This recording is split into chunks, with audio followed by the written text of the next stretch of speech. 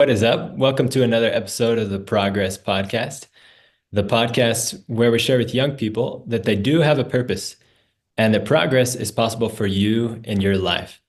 Today, I'm really delighted and excited to be joined by Trevor Hanson. Trevor makes some really inspiring content online, and I'll just give him a chance to. Why don't you introduce yourself to us, Trevor? Yeah. So my name is Trevor. I'm stoked to be here. Noah, thanks for having me on your show. So I'm a marriage and family therapist by training and by trade. I'm a licensed therapist. And really it's funny. It's like, how do I introduce myself? There's a lot of random things. I guess my main focus is helping people become more secure. And that is the idea that we oftentimes feel insecure in relationships, which comes down to two things. I don't believe in myself. And in a way, I don't believe in others. I don't believe that others are going to stick around and show up for me.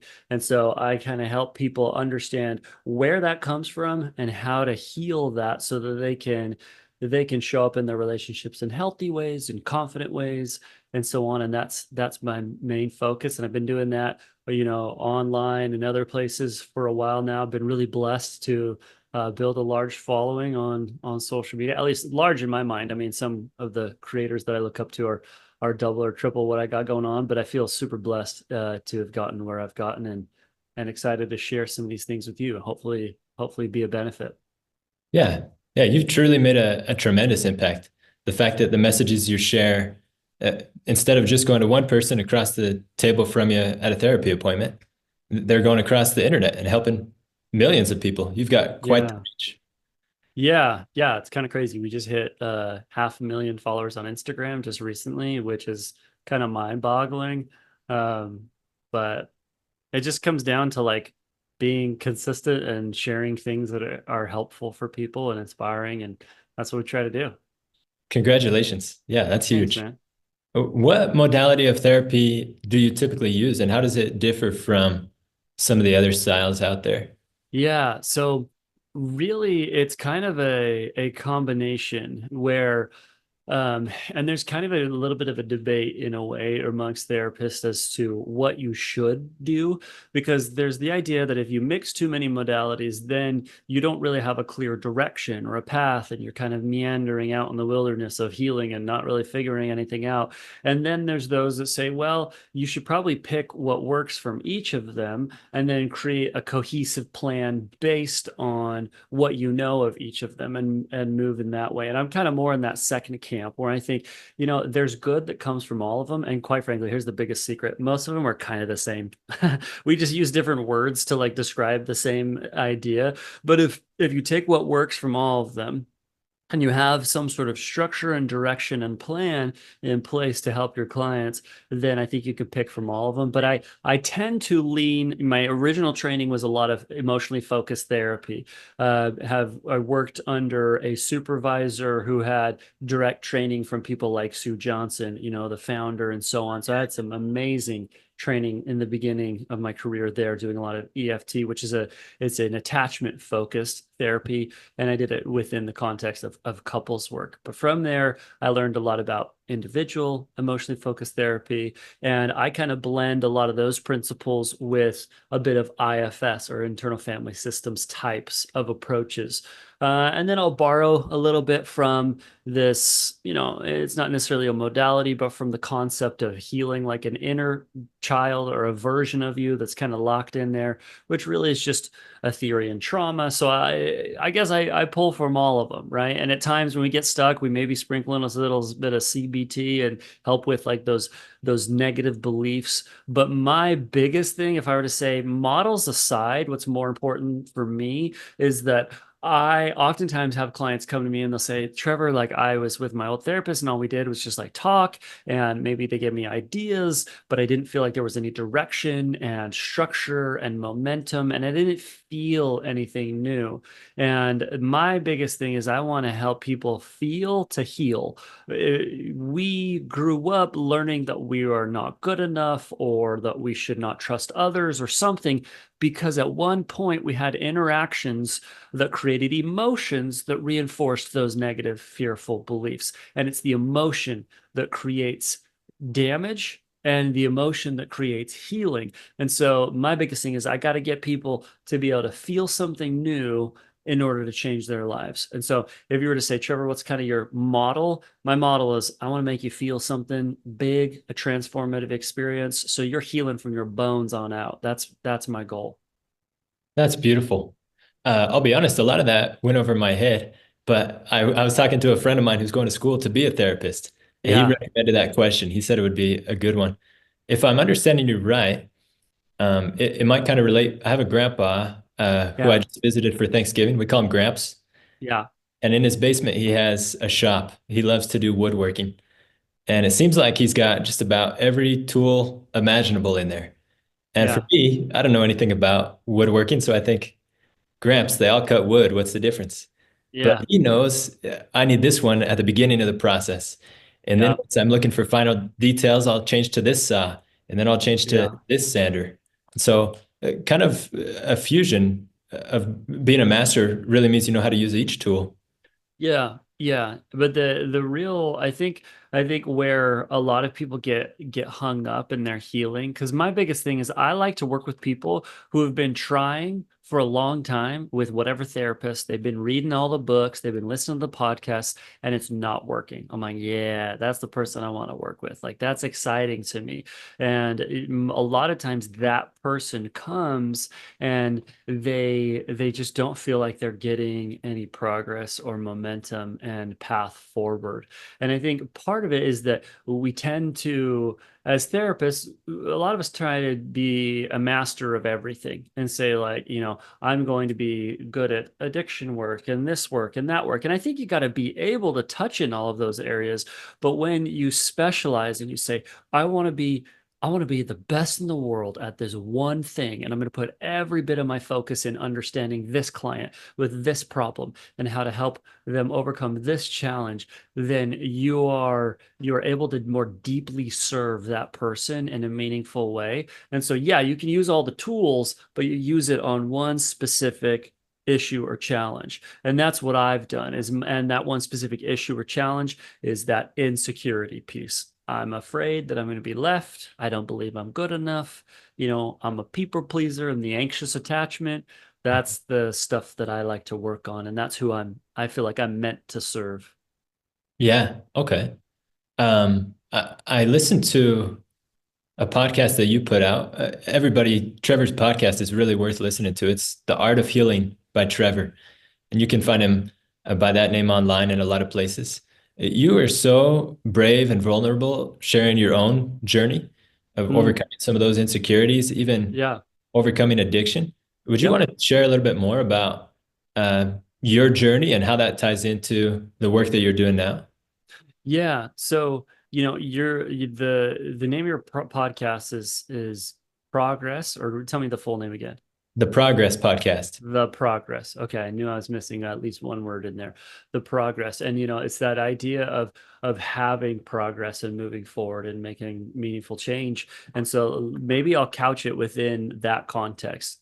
For the person who's listening and feels maybe a bit stuck when there's being stuck and then there's progress and they kind of you go back and forth in life between the two quite a bit. And I felt like I was not making progress in some significant areas of my life. One of them in particular was, and this is really where I started seeking out help for myself, was in dating and relationships. I had this vision and this goal. Most important goal in my life was just to become a husband and then become a father. And in that order, that's important to me. But I wanted to do both. But here's the thing, I kept noticing that like it seemed like girls weren't interested in me and things weren't working out and it never really worked out. And I also had kind of this underlying fear and anxiety, a bit of scarcity mindset, right? The scarcity in believing that,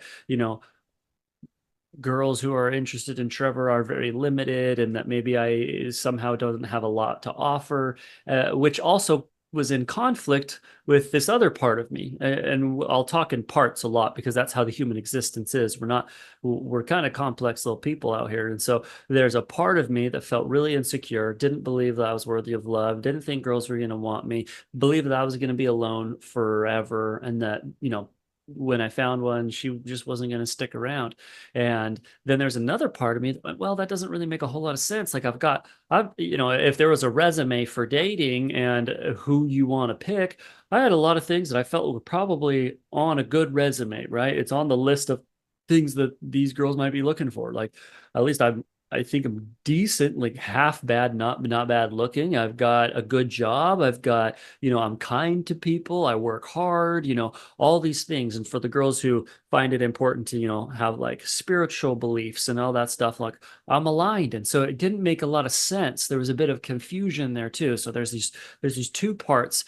And really, I think I started to recognize that these two issues were related. The fear itself, the belief that I wasn't good enough, that these girls weren't going to be interested in me, it was the very reason why they weren't interested. And it became more clear that that was the case, that there was this underlying lack of self-confidence, this underlying fear of not being good enough that was probably there, honestly, most of my life. Most of my life, it was there, and it extended into friendships. I often felt, like I didn't fit in with the guys, but the girls weren't interested in me, at least no more than just a friend. Like, oh man, friend zone. Like, I know my way around that place. Like, if you ever want to go to the friend zone, I can show you all the cool spots. I've been there for a long time. And so I would find myself stuck there. And this is how it plays out, is that there's what I talk about as the anxious attachment cycle. And it's this series of underlying beliefs and feelings and fears that drive this really nasty negative cycle. I'll give you a sample of it. For me, it was, I don't believe that I'm good enough. We'll just make it really simple, right? There's probably more nuance to that belief, but somewhere down there, I didn't believe that I was good enough and that girls weren't going to be interested in me. And so to cope with that fear, I would find myself engaging in what's called protective behaviors, where you try to protect yourself from the negative outcomes that you see coming, right? I think everyone's going to leave. I think I'm going to get rejected. Well, I'm going to do my best. I'm going to almost, in a panic, try to fix that.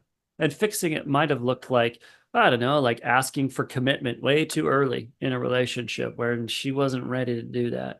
Or, asking even for a second date while I'm sitting there on the first one. It's like, just chill out, man. You might have an opportunity if she's interested. Like, you don't need to rush in and put on that pressure. Or, over texting, or just showing up in a hesitant way where she could, others, she or even friends could feel that sense, that anxiety and that fear. And there's nothing attractive about anxiety and fear. If you think about people you want to be around, even in nature, right? If you got like the alpha wolf, and I'm not one of those alpha wolf bro guys on the internet, so don't get confused here, but it's a good analogy. If you got the leader, your alpha wolf, the pack is going to be so afraid and so unsafe all of the time if that lead wolf is always skittish, if he's looking over his shoulders, if he's like fearful.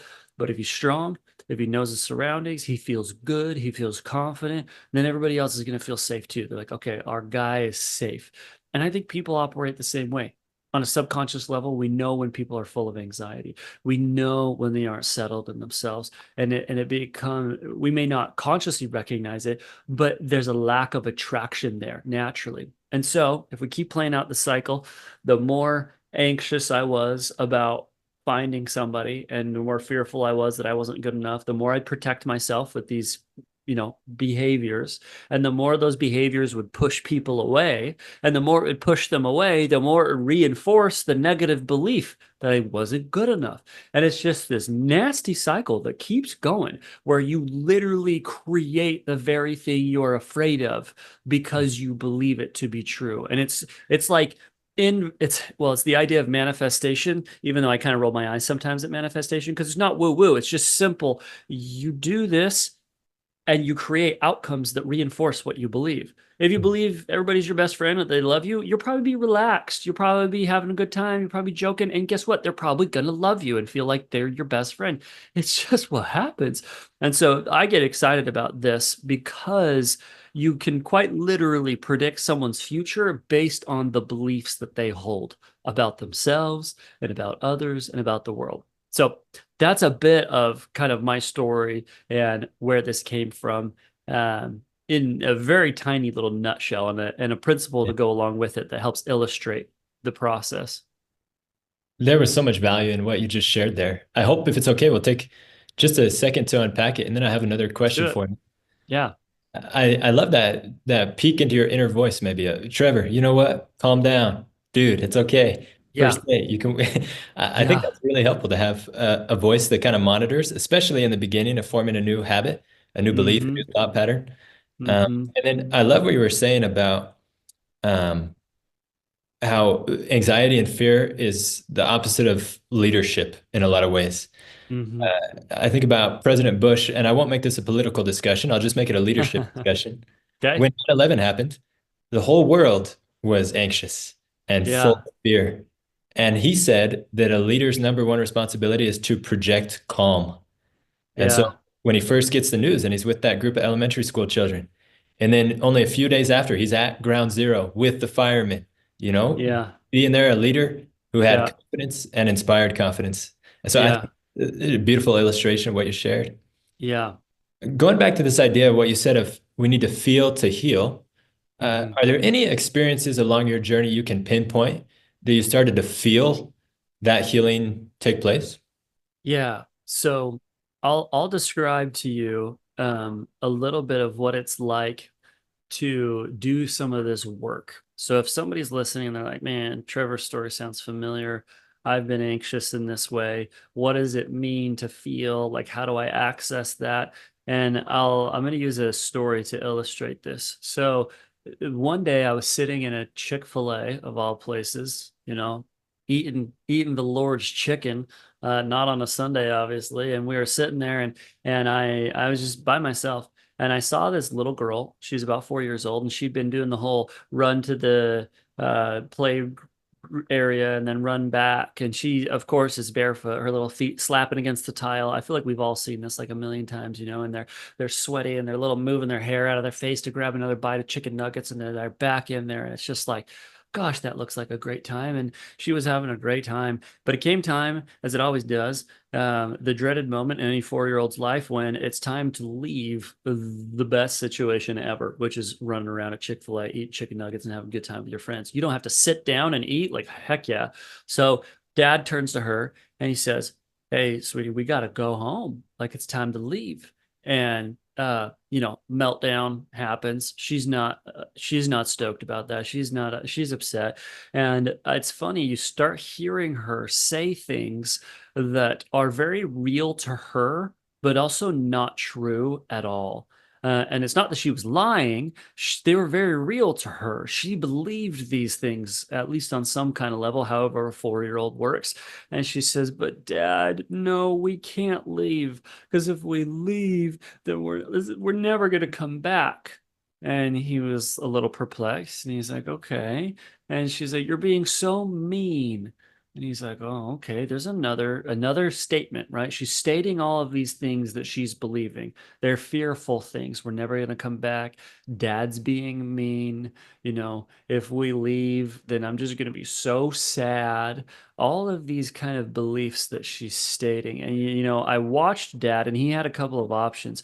He could have grabbed her arm and just like ripped her out of there, like sometimes we see, out in public, and you kind of cringe and you watch those parent interactions. And you're like, dang, man, like that's not my kid. But if it was, I'd probably jump in and try to stop what's going on here. And so but he didn't do that. He actually kind of scooted out to the edge of the bench, leaned over because she was standing there, with her little bare feet and her wild hair.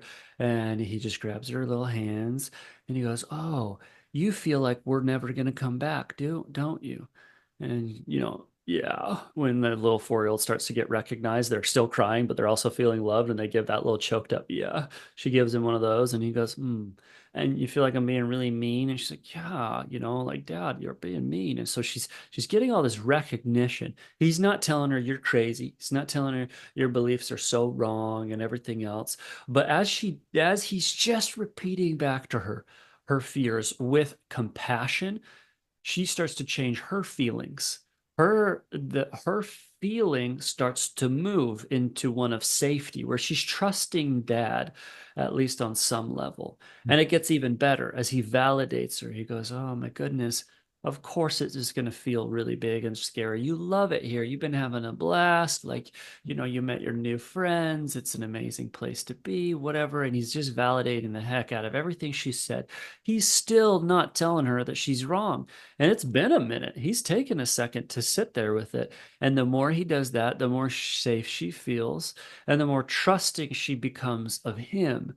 And then eventually he goes, sweetie, can I tell you something that might be helpful? Right? He invites her to come close, and she's like trusting at this point. So she says yes. And he says, well, remember that we're definitely coming back because your cousin's going to have a birthday party and he wants to have it here. And we got to come back for that. And she starts to recognize truth and goes, oh, okay. And her feeling starts to change, right? She's getting more safety. She's getting more reassurance. She's feeling loved. There's so many emotions going on here that are very healing emotions, right? And he continues and says, and if we stay here forever, that's not going to be very comfortable. Look at all these benches. Like, we're just going to sleep on the benches? And she kind of laughs and is like, no. He says, yeah, you got that cute bedspread at home with, Moana on the cover or whatever, he's mentioning the favorite princess. And she's kind of going, okay, yeah. And he says, Mom's waiting for us at home and she really wants to see you. And so when Dad says we gotta go, Dad's not trying to be mean. I'm trying to look out for you and bring you to all those things that you love at home, including Mom, your cozy bed, and everything else. And by through this interaction, Dad slowed down and he helped her feel many things that we can probably guess. She probably felt loved, compassion. She probably felt trust. She probably felt some motivation to go home. She felt safety, is the biggest word, I think. And this interaction illustrates the process of healing the inner child. Once upon a time, you, me, and everybody else, we had experiences that made us feel unsafe in childhood. And it could be as simple as having a parent who maybe is even just depressed and they're not even like abusive or terrible or anything like that. I think people think that they have to have some sort of trauma in order to have, challenges with how they see themselves and whatnot. But it can be simple as maybe Mom was really anxious and she wasn't emotionally available until you made her happy. So you learned from an anxious place that I got to make Mom happy in order to be loved. Now, as an adult, you become a big time people pleaser, trying to make everybody happy because you believe that you have to make them happy in order to be loved. And it just translates because you've still got this little inner child in there, that 4-year-old at Chick-fil-A, and she's or he's directing you from beneath, right? Saying, no, you can't do this. You got to make everybody happy. You got to please them. Don't make mistakes. You got to be perfect in order to be loved. All of these messages that aren't true. And there's a part of you that's going to go, yeah, I also do see how that's not true. Just like in my story, yeah, I see that it's not true, that I'm not, desirable or attractive or enough. Like there's a part of me that knew it wasn't true. The part of you that challenges the belief, that's like Dad in this story. There's a part of you that has the wisdom of enough, but maybe you've been operating, listening to the voice of the inner child, driven by those underlying emotions and fears. And so I know this is a very long answer to your question, but I think it helps to set it up a little bit better. But what does it mean to feel something new in order to heal? Well, it looks like really knowing what those underlying fears those negative beliefs, those statements that aren't true, that your inner child still holds on to, still believes, and then learning how to approach those beliefs, those parts of yourself with a lot of loving compassion and kindness. And in some of the programs that we do, I run a program called the Secure Self Club. We help people we kind of direct experiences for people to actively almost participate in creating those new feelings of safety and new feelings of trust through some guided visualization, through some meditation type work, and other things of that nature. We leverage that part of you that's compassionate, that knows truth, that understands, because it's like we all got a dad and we all got the daughter in us. They live there, and we just got to be able to increase the trust. And I call it, the dad is the self and the daughter's the inner child. And we got to increase the trust between the inner child and the self, to where that part of you that's afraid can say, okay, I'm going to trust you and believe that it's probably not a good idea to send another text until they reply. Like, we're going to give them space. You want your inner child to be able to come online with things like that. Or I'm going to trust that it's better to set a boundary and risk this relationship ending, which, maybe your inner child's really afraid of abandonment, but it says, okay, I'll trust that that's a better choice. And eh, and we'll go ahead and set that boundary. But that trust only comes through creating those safe internal experiences with that inner child self. So that's a big old long answer. No, sorry, there's probably more than you bargained for. No, that was incredible. That story. I just got to think that that dad had to be a therapist to handle things that way. And I'm he's a thinking, good dude. That's all I know. Yeah. yes. Um, well, it's clear that you've really worked through a lot of those struggles that you used to have in your life. I'm curious, maybe this is kind of a twofold question. Yeah. Uh, Now you have a wonderful wife, wonderful relationship with her. Would you Yeah. share with us the most rewarding part of the relationship you currently have with her? And also share with us maybe something that you're still working on as far as anxious attachment and what you do to continue to make progress there? Yeah, yeah, those are two good questions. I'll take one piece at a time. The most rewarding part, um, and I guess this changes a little bit depending on the season of life, because in the beginning, the most rewarding part is just that companionship. It's like, wow, we did it. We found each other. This is cool. Like, yay, I love this. It's the very thing that I've wanted for a long time and been maybe really anxious to find. And by the way, it didn't come until I started to feel more secure, because that security brought that level of calm, that attraction. I gave her space, let her respond when she needed to, right? Just that confidence. But in the beginning, it was just like simple.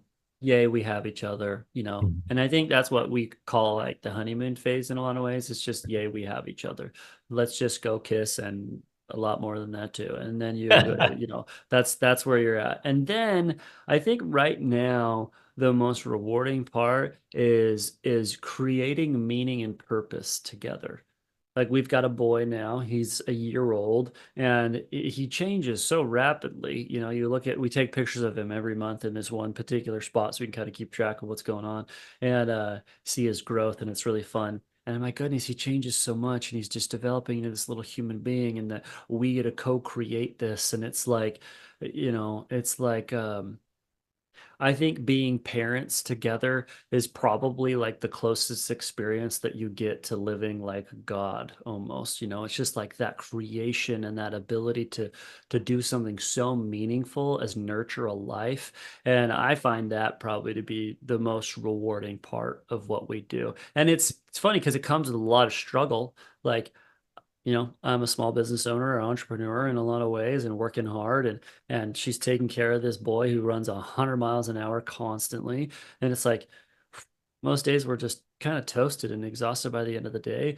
But man, there's meaning in that struggle. That's huge. That's beautiful. Yeah. Then the second one, what was it? I'm curious what elements of anxious attachment you're still working on and how you guide yourself each day to make progress there.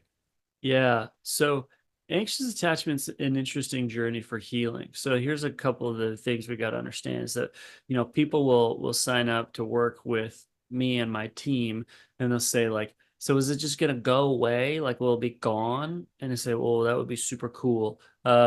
Yes and no. Yes, meaning the core body of the work is to help reduce the triggers, reduce the feelings, so that the very same things that used to trigger you or bother you or get you feeling insecure, they no longer do, and it's all good and you feel good. That's we want to do as much of that as possible, right? So it just doesn't hurt anymore. But some things we also learn how to cope with, and that's a difference, right? If I maybe I had an injury, I'll tell you this, I had an injury to my eye, and I broke my eye socket in a skiing accident, just shattered out the eye socket. And I've had many surgeries to gain back functionality of my eye because the muscles around the eye were damaged, and it affects how my vision lines up. I have double vision in some places still, up at the top and down at the bottom if I'm looking up and down. But a lot of it's also been corrected. So has the healing happened in great measure? For sure, right? It's better than it was. That's the kind of the core healing. The problem is reduced. But then there's what's left of the problem. Becoming secure also looks like knowing how to deal with what's left of the problem when it comes up. And I'll be transparent here is that sometimes for me, I can still feel it when in social settings at times. I'm not on the dating scene anymore, so I don't even think about that. And obviously, that's just gone due to life circumstances. Who knows if I had to date again for whatever reason, how it would feel.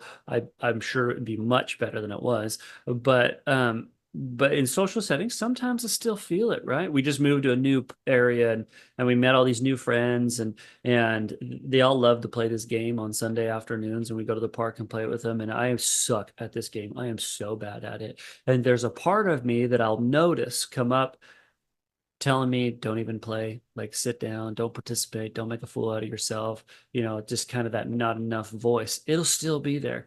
But now I can recognize it and go, okay, yep, there's that feeling like, got it. And it's not like it goes away. It's not like it's all of a sudden comfortable, but I'll do something different. I'll say, well, despite that, I'm going to go play, right? I'm not going to protect myself by isolating myself from the situation because that's not going to build friendship.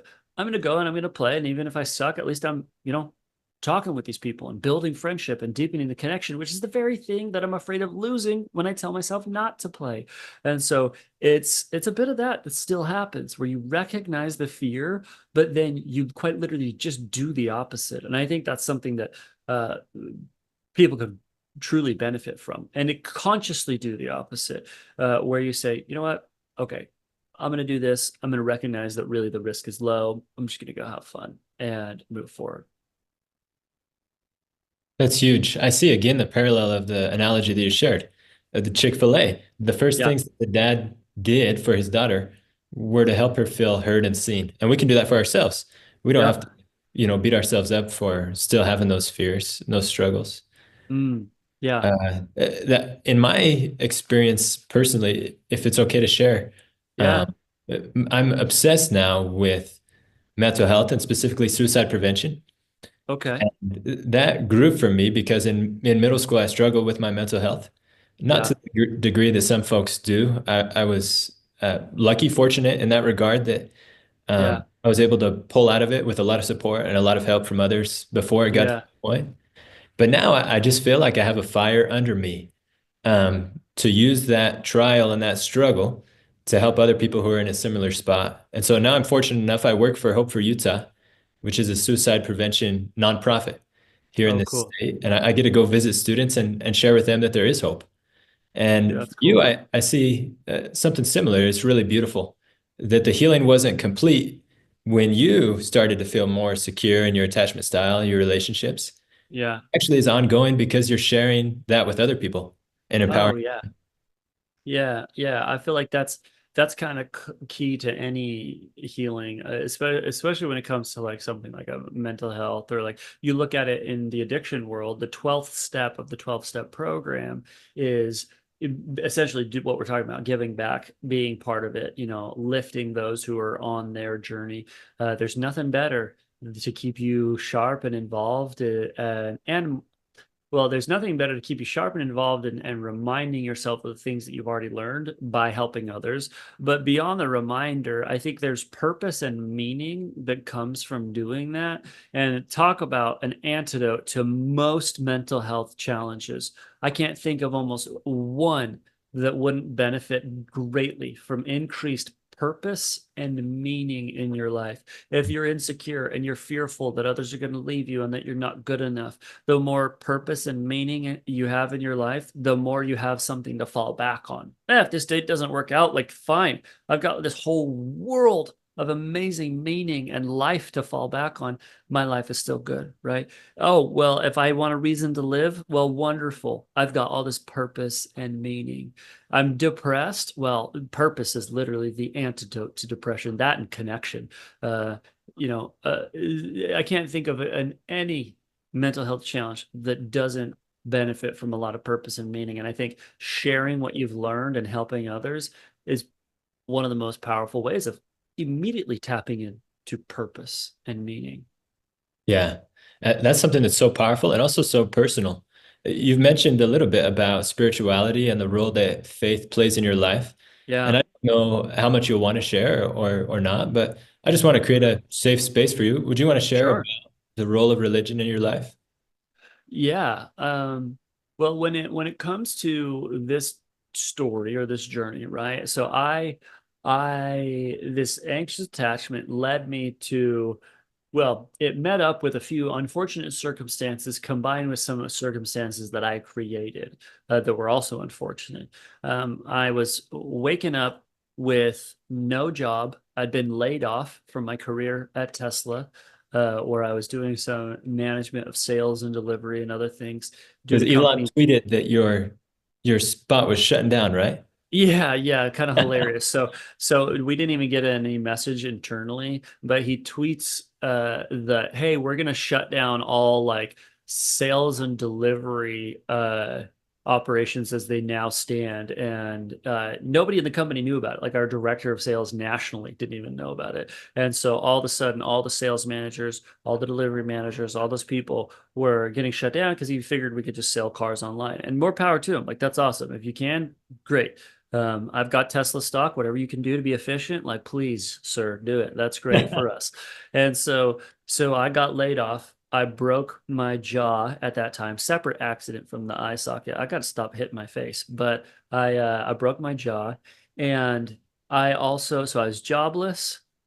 I was jawless, and I had just ended a relationship that was toxic the entire time. The relationship just reinforced a lot of these negative beliefs about myself. I just felt more worthless, I think, than I'd ever felt. And speaking of suicide prevention, I had some real serious thoughts and some real serious plans, um, as serious as they've ever been. Um, and I had experienced a panic attack for the first time in my life. I didn't know what that was about, but I was driving and I was like, whoa, I better pull over. I can't see and I can't breathe. I don't know what's going on here. And it seemed like everything kind of came down on me. I would wake up after nightmares every morning. It was just nightmares, nightmares, nightmares all the time. And so what got me there in part was that I had, at least in the relationship, I had been so insecure that I didn't want to leave the relationship because there was a big part of me that didn't believe that I was worth it or that I was going to find somebody else, that I was going to find something else. And that kept me stuck. So some of that pain was self-inflicted.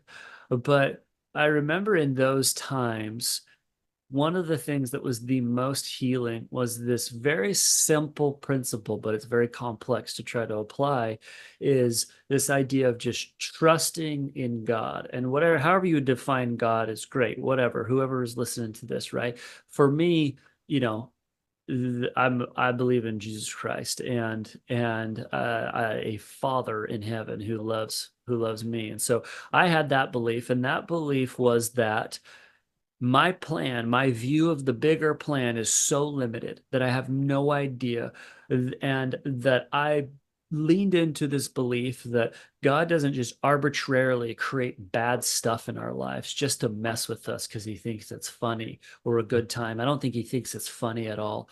I believe that God is loving and that he cares about us and that he wants us to be successful. And success doesn't mean that he wants us to avoid pain, because we know that from what we've seen of spoiled children, for example, of maybe wealthy families, success does not equal avoiding pains. If you help children avoid pain, they become unsuccessful.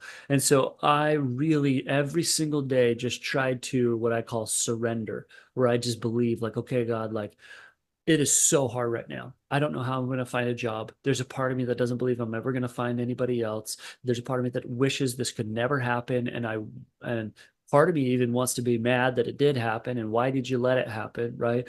But instead of shaking my fist at God and going, why does this happen? Surrendering and trusting him looked more like curiously and gently asking, okay, why did this happen? What do I need to learn here? What are you teaching me? How might I be of service to others because of what I'm learning here? And when I don't know why, just help me to feel peace in believing that one day I will know why, and that it will be all for my good, despite it being painful at the time. And so, with that belief of a loving God, the practice of continually trying to let go and surrender every single day, that's probably one of the biggest factors that helped me move from out of that nasty situation, first of all, and just start feeling better and get work and everything else.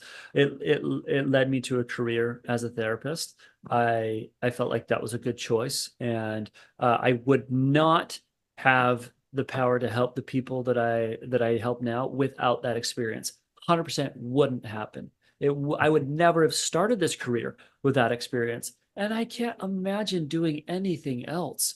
Like, I was actually thinking last night, like, what if all of a sudden, for some reason, I couldn't be a therapist? So, like, what would I do? I was like, man, I have no idea. Like, this is what I'm meant to do. And so, you know, God works in tricky ways or mysterious ways, but he does work in our lives. And that's what I saw, and that's what I felt. And I'm so, so grateful for just those nudges, for the direction. And those nudges could sometimes feel less like nudges and more like slaps in the face, or, getting hit by a train at times even. But it's it's that faith. And here's how it ties into the anxious attachment too. So it gets me out of that situation, gets me into this career, but also the underlying belief that, like, there's a way bigger plan than you realize, that God's got your back, that he's rooting for you, he's on your team. Man, first date anxiety, like, meh, it just goes away. It's like, well, I guess that's fine, because guess what? If, like, isn't meant to be, then, like, I'm not in charge of that. I'm just going to show up and be as loving and interested and have as good of a time as I can. And if it works, then it's probably supposed to. And if it doesn't, then it's probably not supposed to. And so that was also a big lever for finding healing in just all of this for me. I feel for you that you had to go through something that difficult as a part of your story to think about suicide, and that's really hard. Thank you for being willing Yeah, to share that. of Uh, I, course. I hope that those who are listening take that as something that's empowering to see that um, you have totally turned it around. And I think there's a true principle, a powerful principle there about the idea of descending below all things, perhaps. Yeah, yeah, And yeah, we really aren't able to find a powerful meaning without adversity and yeah, difficulty. And yeah. meaning and purpose, especially shared meaning and purpose, like you described with your wife, that is the reason for living. Like there's nothing more rewarding than that. Yeah. Yeah. And what you just said is also really important here. So we look at the archetype of the hero in any story. The hero always descends into some sort of darkness. They endure some sort of pain for the benefit not of themselves, but for others.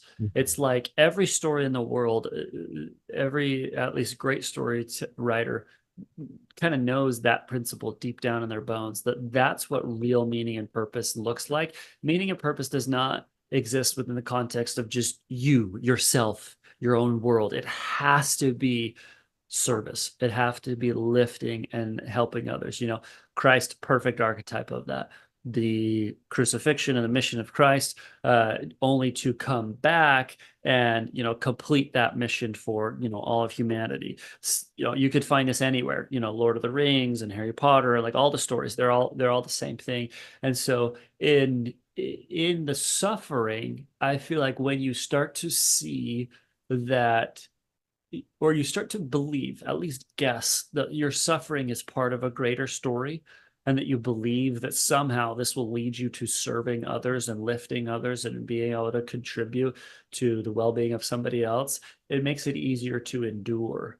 When I was before all of this stuff, I had a bit of a struggle when I was working at Tesla. I lived in Reno, Nevada, and it was a very lonely place to be. And I remember I would ride this bus early in the morning to work. It was a bus that they provided for me and like all these other engineers and stuff that lived close to me. And I'd get on the bus, and and I would listen to music that would remind me that I was in my hero's journey. It's kind of a lonely place. I'm working a lot of hours. I'm getting up early. It was a hard transition. I lived in Hawaii and then I moved to freaking Reno, Nevada, and I didn't have any friends. Like that was a rough go. But I remember I'd listen to music that would remind me that the suffering was important. And I would think to myself, what's the story I want to tell my kids one day? Like, this is part of the story. Like, where does it go from here? And how is this struggle a piece of the greater story? And that was inspiring enough to feel motivated, to go into work and to do things and to just tackle life in the way that I needed to at that time. And so there's a lot of fun little things, I guess, that we could talk about all day. And if you get me on this rant of talking about meaning and purpose, I could do that till I'm Yeah. blue in the face. That's kind of my passion. Yeah, that's what's worth talking about. We've covered a lot of things about the big picture of changing our beliefs, and I, from my own experience, can attest to the power of that. But I wonder if we could also provide for those listening who might be in a similar position to the one that you described yourself in, maybe younger folks going on dates, but really struggling with feelings of anxious attachment and things like that. What are some really pragmatic tools that they can use to make progress there and heal? Is it just therapy or their daily habits? What do you think? No. Yeah, so oftentimes therapy actually I feel like has some flaws to it in the way that it's put together. There's some essential elements to healing that everyone needs, and that most people are missing out on, even if they're doing all the books and they're doing the podcasts and they're doing therapy. And it's that therapy and all that, it doesn't provide enough structure. Oftentimes there's no like path, where oftentimes people complain to me, they say, Trevor, I've been going to therapy and I just, we talk about things, but I don't know what to do next, and I don't know where we're going, and I don't know if I'm making progress or like how I'm getting there. And so I think having a real structure and a real plan is something deeply important, right? And it's hard to come up with that on your own. That's why in the Secure Self Club that we run, we actually have a 5-stage journey of becoming secure. And I'll give you kind of high level of what this looks like, because in each of these stages, there's specific activities that we lead people through to help them actually execute on each stage. And the first stage of that structure is awareness, becoming aware primarily of two things. One, where did this anxious attachment business come from? Like, how did it start in my life? What memories are associated with it? Family patterns, my role in the family, all sorts of kind of family dynamic stuff. And then we go into, okay, and then what negative patterns does it create in my life? And can I map those patterns in such a way that I can interrupt the pattern? Because if I can map it, then I can interrupt it, right? Like, for example, my pattern was, oh, I get a little, over exuberant. I might ask for that commitment too early. Well, postpone asking for commitment. Simple interruption, right? Or you can interrupt it on the beliefs side of things. Like, okay, I need to work on my negative belief around scarcity. There's so many ways of interrupting the pattern. So the first stage is awareness. And the second stage is bringing in compassion. Self-compassion is incredibly important for healing. And because self-compassion is the idea that says, well, maybe I'll again use another story or analogy to illustrate this one. imagine you're riding a bike and you ride it through a bunch of nails and tacks, or like little stickers, that puncture your tires. And then you ride through mud, like pretty shortly thereafter. And the mud cakes on the outside of the tires, and you eventually notice that your tires are muddy and flat. And you look down, and all you can see is the mud on the outside of the tires. And shame says, "Man, that mud, it flattened my tires. Somehow that mud is responsible for my flat tires." But compassion says, "Well, maybe underneath the mud, there's something else going on here, and I can explain it," right? Pointing at the mud in your life might be like, "Gosh, I'm so clingy. I'm so lacking confidence. I'm this, I'm that. I'm a loser," right? That's just pointing at things that aren't actually true, right? It's just like, no, that's not the real issue. The real issue is deeper, and if we can understand what's underneath it with a lot of love, then we can heal it. It's accurate data. Compassion leads you to accurate data regarding what's going on, and then it gives you motivation to fix it. Because if you don't have compassion for yourself, then why would you fix it? You don't care about that person, meaning yourself. If I don't care about myself, then I'm not going to be motivated to heal myself. And so compassion reveals your problem, and it also helps you heal your problem because you're motivated to do it. So those are the first two pieces, and I can tell you the other stages, but I'll pause and let you jump in if you have any thoughts. Yeah, that's huge. As you're speaking about that, I think about this phrase that you can't hate up close.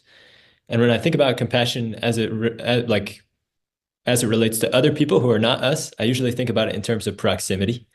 Yeah, Maybe if there's somebody who's begging on the side of the road, it's easy to judge from afar off, but once you get closer and understand their yeah. story and see their face and see their eyes, it's harder to judge. And maybe that same closeness is what we need to create in ourselves when we're having those Mm. feelings. Hmm. Yeah, yeah, you do. You really do. It's that closeness. And again, remember, this is how this overlaps with what we talked about before. Dad in the story, he used a lot of compassion to get close to her, to get curious about her and what she needed. And so it's compassion in itself is very healing. But then it leads us to the official stage of healing. And healing is where we look to influence that underlying feeling of safety and security. We address the inner child. We challenge negative beliefs that we have about ourselves. We we really go kind of beneath the surface and do work to help calm that nervous part of our heart, through using, the nervous system, negative beliefs, inner child. There's a lot of different touch points within kind of that healing stage that we work from. And then the next stage is skills. Once you've become a lot more secure, you feel good and you feel confident about yourself, you got to learn how to do all the stuff you've never done, like knowing how to ask for what you need instead of maybe getting critical or getting defensive, knowing how to navigate conflict, knowing how to set boundaries, knowing what to do in tricky situations that require a bit of negotiation in relationships, because there's a lot of that goes on.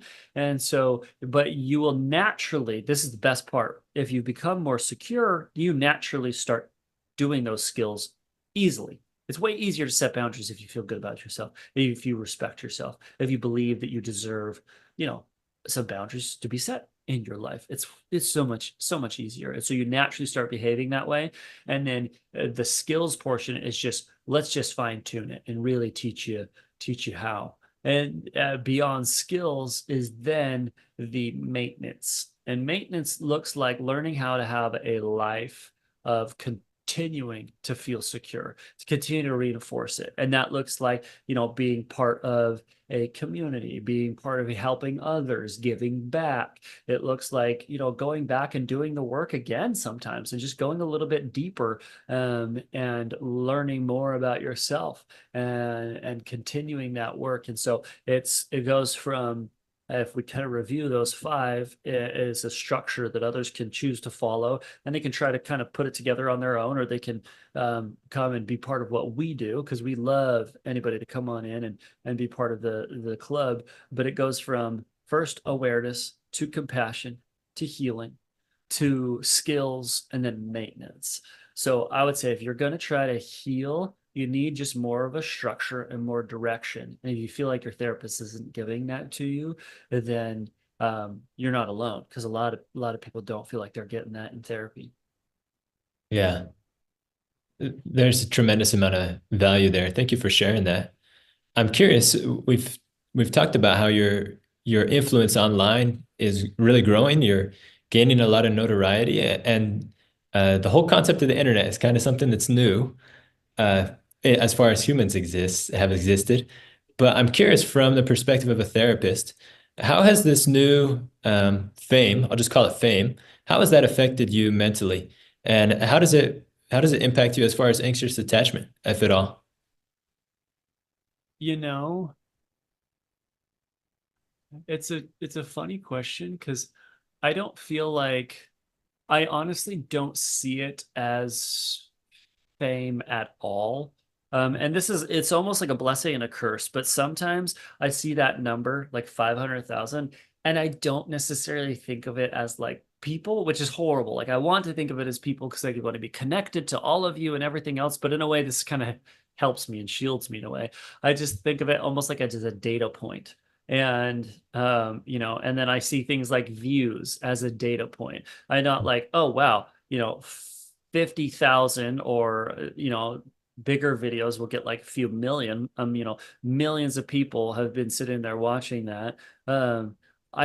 I often don't think of it that way. I kind of see it as a data point because I'm very analytical. I work really hard to try to figure out what's working and what's not working, and create better things that resonate with people. And for me, it's just like, oh, okay, for some reason that worked, or for some reason that didn't work. Let me investigate and figure it out. And I think I'm on to the efficiency side of it so much that I don't actually get terribly like insecure about like what people think, other than just like, I can find myself getting a little stressed out because I'm like, oh man, like the content's not doing as well as we want. Like we aren't reaching people. Like we want to reach people. We want to spread our message. We want to help people in deep ways. And maybe we're not doing that, right? So I guess I could get a bit wrapped up in that sometimes, but honestly, I don't think it really has much of an overlap with the anxious attachment stuff. Um, Yeah. not much really. What that says to me is that you really are there to serve. I think a lot of my own anxiousness that revolves around social interaction or maybe social media, it comes kind of Yeah, from a place of selfishness or maybe looking for validation in a place that yeah, I can't really truly find it. But yeah, whenever I come at it from an angle of service, um, I still want good engagement and I still want a lot of people sure. to see my content, but it's for a Yeah, totally different reason. It's actually not yeah, for me, it's for them. yeah, yeah, totally, totally. Well, and honestly, it feels like a lack of compassionate way of clarify or of labeling this, but a lot of times the anxious attachment stuff really is kind of a self-centered fear, right? It's this fear of others abandoning you. It's this fear of not being good enough for others. It's just that kind of this, it's a lot of focus on the self. And I don't want somebody with anxious attachment to listen to that and be like, oh, there's another thing that I got to tell myself that I'm so horrible. I'm selfish. It's like, no, no, no, hold on, back up, back up. That's not what we're saying. Like, don't take it that way. But we got to realize that. I think, when I worked with people who are big time people pleasers, which usually goes hand in hand with anxious attachment, one challenging thing that I'll say to them, and it's kind of a gut punch, is that they'll talk about how, they people please in their relationships. And I'll tell them like, oh, interesting. Like people pleasing isn't nice. That's deception. You're building relationships based on deception to serve yourself from being hurt, rejected, and abandoned. And they're like, oh gosh, like I didn't think about it with words like deception and self-service, but I guess I guess it is. There's a tremendous amount of value in the things you've shared with us today, and a lot more resources available online as people connect with you. Would you Yeah. want to give us just a couple places that people might be able to connect? Yeah, so we've only touched on one of really four essential elements that people need if they're looking to overcome anxiousness and insecurity and become secure, which is that structure element. There's three others that I deep dive into in a free training that I've created, and it's just simply called From Anxious to Secure is the name of the training. If you go to my Instagram or like my TikTok, wherever, just go to The Art of Healing by Trevor, and you'll find me there. And then in my link, you can in the bio, you can find it there, or on any of my posts. If you just go and comment the word seminar, we have an automation set up that it'll just send the link right to your messages so that you don't have to go and try to find it yourself. And you can go in and watch that. It's about a 40-minute training, and it gives you some real specifics on what that looks like, to include the four essential elements that you're probably not getting in therapy right now. You're not getting them from books, you're not getting them from podcasts, but the four things you're going to need if you really want to see progress in this area. And again, like I said, I like to work with people who are doing the books, who are doing the podcasts, but are still stuck. Like, I got you. There's a few things that you need in order to feel better, and we're going to help you understand what those are in that training. Yeah, wonderful. I just want to sincerely express appreciation for you, Trevor, for this conversation and what you've shared with us and everything that you do in the world to help other people to heal. Yeah, That's of course, really, man. it's such a noble cause, and you bring a lot of passion, a lot of skills and experience to the table. So thank you for doing that. Of course. Thank you for having me here today. Yeah. As we close things up here, the whole purpose why we're here is to talk about progress, talk about healing and becoming the best version of ourselves. Are there any final thoughts that you'd like to share about that journey of healing, or maybe some hope that you'd offer for folks who are in that spot where they're really frustrated? Yeah. Well, I think the biggest piece is that it's actually possible. And that's something that sounds a little cliche, but here's where that comes from, is that many times people start to learn about things like attachment styles. And I think the way we learn about it makes it sound like you got what you got and you can't do anything about it. Like, you can't change it. And so many times I get messages and comments from people, and they're like, wait, so you're telling me that I can actually change this? Like, it's not just a thing, that I've got. Like, people think it's like your height. It's like, yeah, well, I'm 6'4", or I'm like 4'11", like whatever you are. Like, it's like, no, no, no, no, no. You're not just stuck with it at all. It was something that was created. There is an outdated belief that lives in you somewhere, and it just needs an update. It's like software update. That's all we got to do. And quite frankly, there is a process to do it as well. So it's not a mystery problem with a mystery solution that can't be solved, which is what many people feel like it is. And I'm just here to tell you, no way, no way at all. That's not true. Like, it feels really bad sometimes, and people say you're so wrong, but in this case, it's going to feel really good. You are so wrong. Like, you can definitely, definitely find some healing, and that's what I love to focus on. And if you do that training, it'll help you start. That's a good place to start and try to figure out, okay, well, Trevor, if you say I can update my software, if I can heal this thing, then like, where do I go? I'm like, go there first, and I think that'd be a good place to get going. Yeah, there's a lot of joy that comes from that message. There is hope. Hmm. Together we can heal, and progress is possible. Yeah, most definitely. So, once again, thank you very much, Trevor, and thank you to each of you for tuning in today. We hope to connect with you again soon on another episode of the Progress Podcast.